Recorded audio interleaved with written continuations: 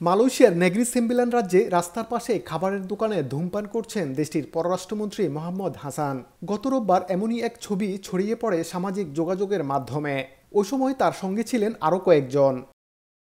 ধূমপানের ছবিটি প্রকাশ হওয়ার পর সামাজিক যোগাযোগের মাধ্যমে শুরু হয় ব্যাপক সমালোচনা।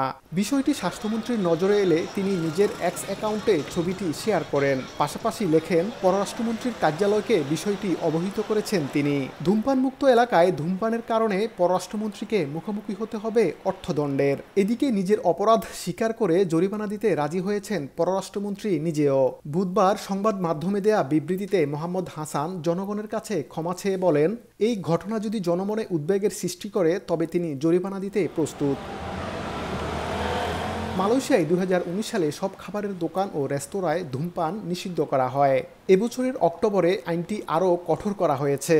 আইন অনুযায়ী নিষিদ্ধ স্থানে ধূমপান করলে 5,000 মালয়েশিয়ান মুদ্রা জরিমানার বিধান রয়েছে।